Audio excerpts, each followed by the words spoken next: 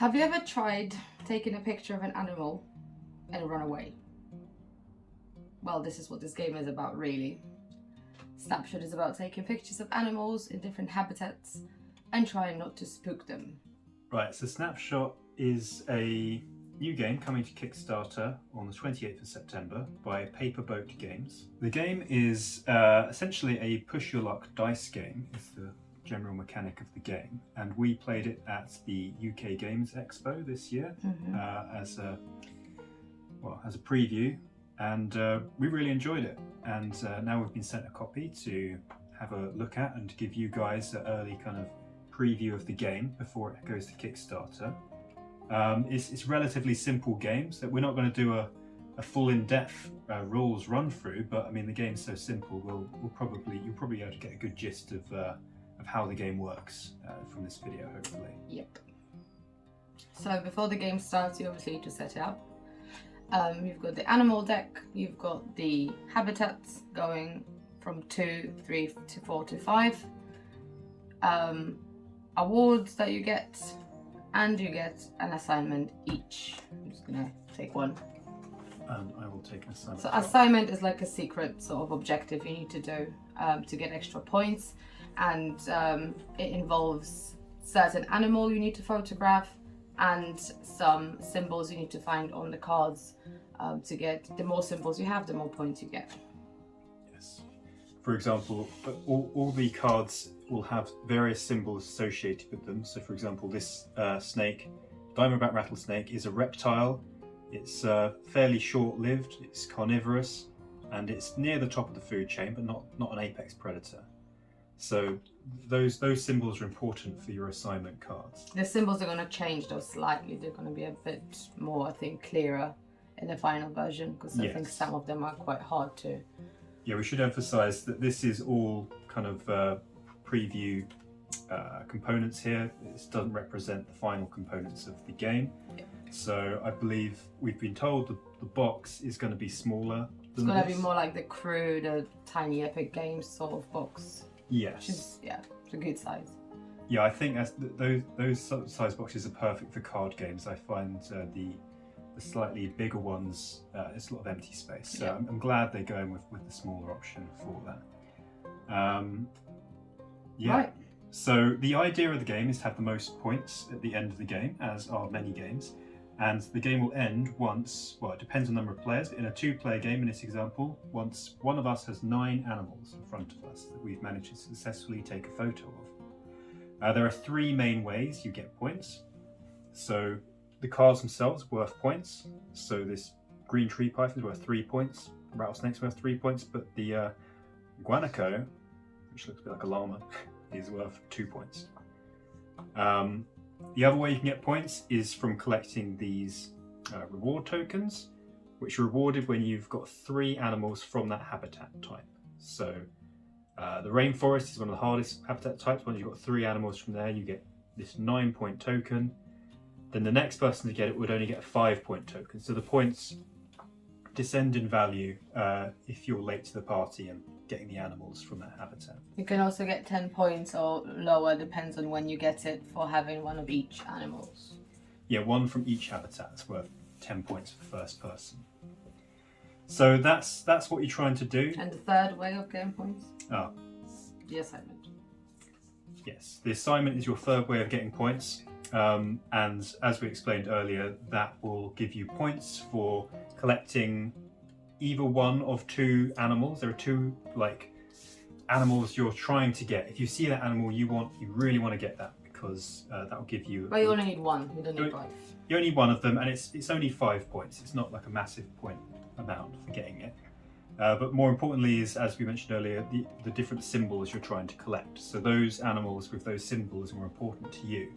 And if you happen to have the same symbols as one of your opponents, you're probably both going to be fighting to try and get that animal. So it can lead to a little bit of conflict. Yeah. Right, but how does the game work?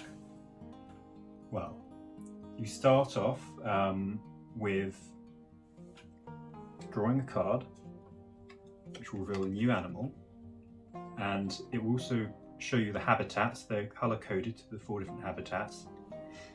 And it would go into that habitat ready for you to try and take a photo of it. Now, before you put it in the habitat, you have a choice of reserving it. So if you're like, oh, I really want to make sure I get that one, you can tap it and reserve it. If you don't, though, you can offer it to your opponents if they want to reserve that animal. If they do, they have to pay you one of their little tokens here, tracking tokens, which we'll get onto what they do in a bit. But if no one reserves it, it will just go into the habitat. Now, if you drew an animal that was a lower number than an animal in the habitat, for example, if the rattlesnake is out there, it's a 5, and you drew the guanaco, you can't put the lower number below the higher number. So you would have to reserve that. And if no one reserves that, all the animals in the mountains get spooked. And you lose your turn. And you lose your turn, but you get 3 tracking tokens, which are very useful. So it might feel like a waste, but these tracking tokens are so useful that it's not the end of the world. Also, you get a tracking token each time you place an animal into the habitat. Yes. So say you did place the crocodile, you do get the token. Yes. And you can keep doing this. You can keep drawing cards, but the problem is the more cards you draw, the more risk you have of busting, essentially. So now we've got a 6 crocodile here. I think the numbers go up to 10. So if we drew a smaller animal than a crocodile that also lived in the savannah, we would bust that habitat. But then we both have space to reserve it, so it's not too bad. It's worse if you both already have 2. Yes, you can reserve a maximum of 2 animals in here. And so at the start of the game, you might want to get a few animals out because you have space to reserve stuff. But once you've both reserved some animals, it's going to get very tight. And so you're probably not going to want to keep drawing lots of animals on the same turn. So after you're happy, you've drawn animal cards, the next step is to assign your dice. So the core part of the game is rolling these dice to try and successfully photograph the animals. So you've got 6 dice to assign, and you need to assign the dice to the habitat and to an animal you'd like, or animals you'd like. You can do it to as many habitats and animals as you can afford. And you use the tracking tokens to lower the value of the cards, because this is the number you have to roll on dice combined to get that animal. So rolling a 5 would say 2 dice. It's not a hard thing to do. So if I assigned 2 dice to the snake, I assign, say, 2 dice to the mountains, because the habitats, you don't combine the dice. You have to have the exact or higher on one of the dice. You don't add the numbers, whilst for the animals you do add the numbers. So to get a mountain, I probably would assign 3 to get the mountains, because only one of them needs to be a 4 or higher. Yeah, and then I would spend 2 tokens and a dice to try to get the guanaco as well. So now I'll only have to roll a 2. Yes. To get that. So first I'm going to roll for the mountains to see if I actually get in the mountains. I didn't. However, if you had a spare tracking token, you can always spend 2 tokens to re-roll. To re-roll 1 die. There we go. So yeah, mountains, one of the harder ones to get into. As you see, at the shoreline, you only need a 2+ to get to the shoreline. That's pretty easy, but it gets more treacherous as you go through the habitats. So say I rolled that 5. So you did natural roll 5. And I'm now in the mountains, so I can start trying to get these animals. Pictures of the animals, not the animals. Trying to get the rattlesnake. I've got 2 dice and I have to roll a 5 combined. So I just add, there you go, Yeah, 10. So easy peasy picture of the rattlesnake.